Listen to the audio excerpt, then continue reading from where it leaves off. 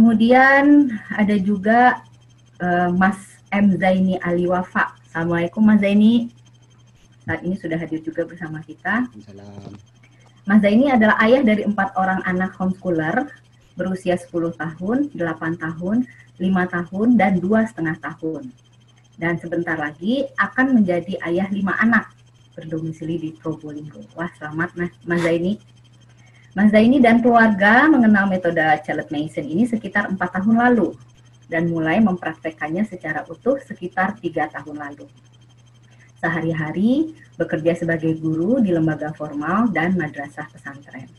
Dalam diskusi hari ini, beliau sebagai praktisi tamu akan sharing mengapa keluarga beliau yang berlatar belakang pesantren memutuskan untuk menjalankan metode pendidikan Charlotte Mason ini. Kepada Mas Zaini, mungkin yang pertama ya Mas Zaini nanti akan juga memberikan pencerahan kepada kita semua mengenai tema seminar kita hari ini. Silakan Mas Zaini. Baik, Assalamualaikum warahmatullahi wabarakatuh. Selamat siang teman-teman semua. Sebenarnya kalau penjelasan tentang visi Islam dengan korelasinya dengan visi pendidikan Charlotte Mason sudah dibabat habis ya, dijelaskan secara tuntas ya oleh Mas Ali dan Mbak Lili. Cuman saya karena berlatar belakang pesantren mungkin bercerita sedikit pengalaman ya, dan kenapa kok yang berlatar pesantren kok bisa menggunakan metode Charlotte Mason gitu. Jadi tentu kami juga mengalami masa pencarian terhadap metode homeschooling ya. Ketika anak sudah memutuskan tidak mau sekolah, dan kami juga harus memberikan fasilitas pendidikan di rumah, maka kami juga mencari. Dan alhamdulillah singkatnya sudah ketemu dengan orang-orang yang mengimani CM. Salah satunya yang menjadi rujukan saya pribadi, rujukan kami ya, kami dan istri ya, yang lebih kekeh sebenarnya istri ya, yang mencari bagaimana sebenarnya Charlotte Mason itu. Rujukan kami itu ya Mbak Lili, Mbak Maria, kemudian Mbak Ellen gitu, dan buku CYB tentunya. Akhirnya setelah kami menelaah dan merefleksikan, kami merasa cocok, bahkan dengan tradisi kami yang berlatar belakang pesantren begitu. Nah, kami akan menyorot dari sisi latar belakang pesantrennya. Kalau secara dasar pemikiran Islam, Mas Ali dengan Mbak Lili sudah detail betul, bahkan materi yang disampaikan oleh Mbak Lili tadi ya kami gunakan begitu, karena beliau rujukan kita juga gitu, rujukan kita ketika menyusun materi. Cuman apa saja sebenarnya prinsip CM yang sama lah ya dengan prinsip pesantren begitu. Tradisi-tradisi yang kita gunakan dalam pesantren itu apa saja kesamaannya, walaupun ini sebenarnya dari sudut pandang berbeda, tapi tujuan akhirnya sama. Karena memang kita kan berbeda-beda memahami satu tujuan, tapi pesantren menerjemahkan dengan cara berbeda, sedang CM juga cara berbeda. Cuman pada akhirnya di tujuan akhirnya sama. Artian ini tidak bertentangan seperti kata Mas Ali tadi, jadi tidak bertentangan dengan Islam ya umumnya. Pertama, kalau dalam tradisi pesantren itu kita belajar atau mencari ilmu itu lillahi ta'ala, harus karena Allah, dan bukan karena duniawi. Satu hal yang kita hindari dalam Islam ya, terutama dalam pesantren, bahwa ajaran-ajaran dalam kitab-kitab klasik, ilmu itu tujuannya ya untuk Allah, untuk menyembah Allah. Mempelajari bagaimana cara menyembah Allah, bagaimana cara bertafakur terhadap ciptaan-ciptaan Allah, bukan hal-hal yang sifatnya duniawi. Ini dari poin ini saya merasa ada kesamaan. Itu sudah dijelaskan tadi oleh Mas Ali dan Mbak Lili bahwa bahkan CM itu mengatakan itu tujuan rendahan begitu. Jika belajar kalau untuk hal yang duniawi itu tujuannya sangat rendah sekali. Saya ingat betul ketika ikut workshopnya ngobrol dengan Mbak Ellen bahwa hal ini sering disinggung dan wah ini sama dengan Islam. Tujuan akhirnya sama bahwa belajar itu lillahi ta'ala. Dari sini awal PR pertama itu saya mengatakan wah CM ini religius.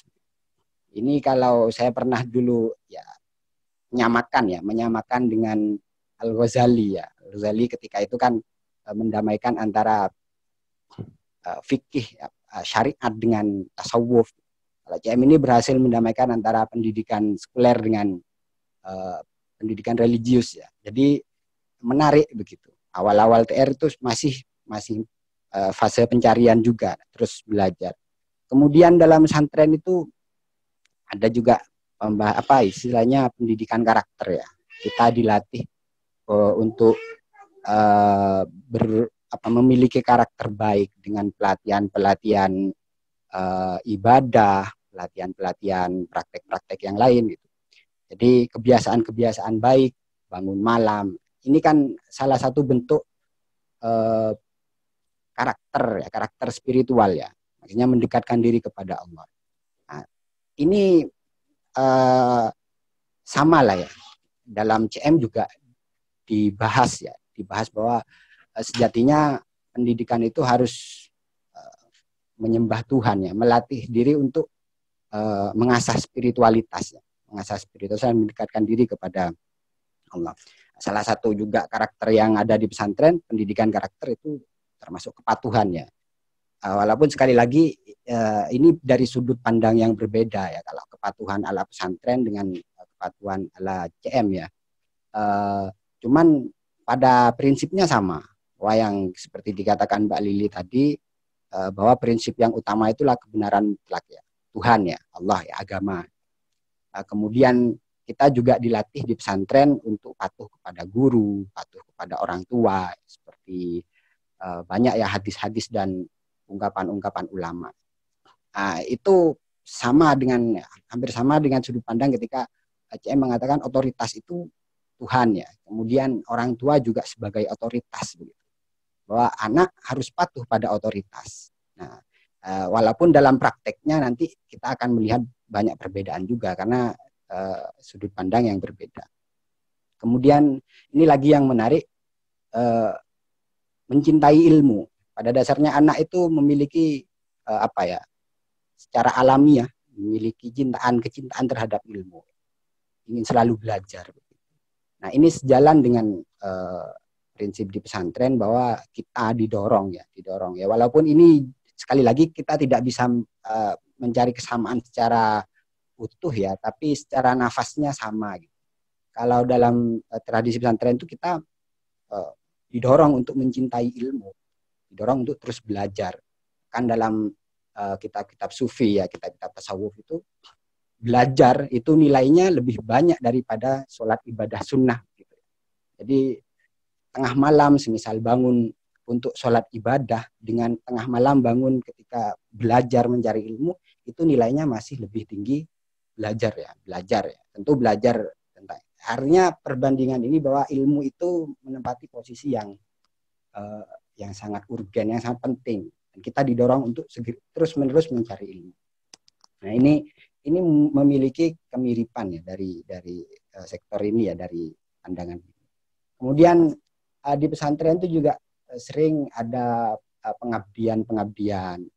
Nah, ini sangat sejalan dengan nafas metode CM ya, bahwa kita seperti tadi disampaikan sebagai magnanimity person itu sudah sejalan. Artinya bahwa tujuan pendidikan itu tidak hanya untuk diri sendiri, tidak hanya untuk duniawi, tapi menyembah Tuhan dan mengabdi kepada ciptaan-ciptaannya, melayani kepada manusia. Jadi itu dilatihkan di pondok seperti nyabu pesantren, kemudian istilahnya ya, membersihkan kamar mandi. Ini pelatihan-pelatihan untuk melatih diri terus mengabdi. Nafasnya itu mengabdi. Jadi kita tidak mendapatkan bayaran dari itu, tapi kita terus melakukan.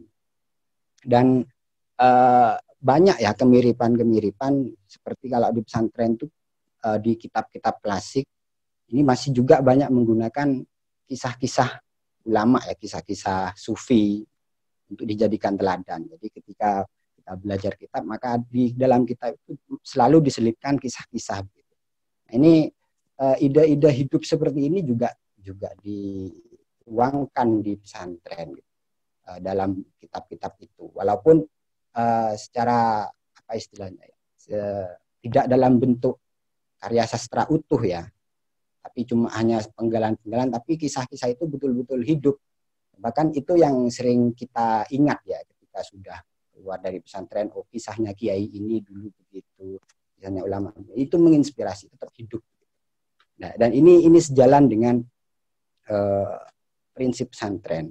Jadi ketika menemukan poin-poin itu dan saya merasa oh ini bagus untuk melatih anak saya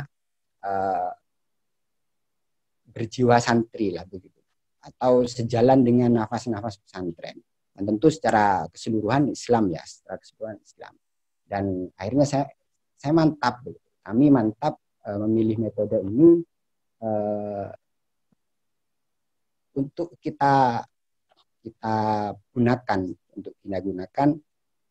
yang notabene kami sebagai orang yang berlatar belakang pesantren. Jadi tidak ada pertentangan tidak ada pertentangan lah ya sama. Mungkin ada perbedaan sudut pandang, tapi itu tidak merubah esensinya, tidak merubah esensi dari bagaimana pendidikan itu, bagaimana bahwa ya, pendidikan itu untuk tujuan yang lebih mulia. Mungkin itu yang bisa kami sharing ya. Cuman memang CM ini menarik ya, entah ini pandangan yang saya kira anggap sama ya, seperti tentang kehendak ya, mengendalikan kehendak. Nah di situ mirip dengan konsep sufi ya, seperti yang disampaikan tadi insan kamil ya, bahwa man arafa nafsah arafa rabbah. Barang siapa yang mengetahui dirinya, dia akan mengetahui Tuhannya. Nafsun di sini kalau dalam tradisi tasawuf kan pusat kehendak. Dan kita selalu di dalam ajaran tasawuf itu selalu memiliki ajaran latihan baik itu pola makan, latihan bagaimana menjaga diri, menjaga pikiran untuk mendapatkan informasi-informasi yang baik saja, kemudian bagaimana jadi itu untuk membentuk kehendak yang baik gitu. Nah, ini persis dengan moto CM ya. Seperti I will, I am, I can, I will gitu. Ini sama, artinya ketika seseorang sudah mencapai pada pembersihan diri dan sudah apa istilahnya, kalau Al-Quran menyebutnya itu nafsun mutmainnah, diri yang sudah tenang, yang kehendaknya sudah terlatih baik. Nah, ini yang disebut insan kamil.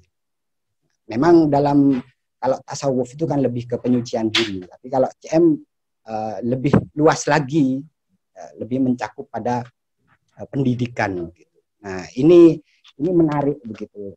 Saya malah tambah wah ini menarik ini mempersiapkan anak untuk ke arah sana itu dengan metode CM itu sangat baik gitu. Artinya klop kami jadi tambah pas menggunakan metode CM.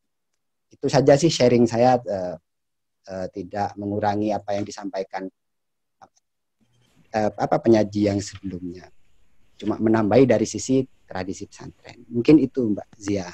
Oke, Mas Zaini, terima kasih banyak Mas Zaini. Wah, mencerahkan sekali nih Mas Zaini, pandangan seorang pemilik pesantren gitu ya dalam menerapkan metode pendidikan Charlotte Mason ini.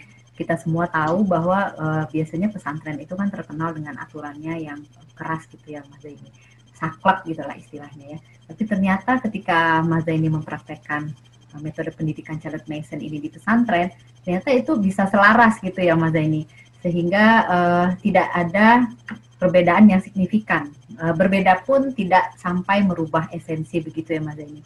Luar biasa sekali, ini juga pencerahan sih buat saya mengenai penerapan metode Charlotte Mason ini di pesantren. Makasih banyak Mas Zaini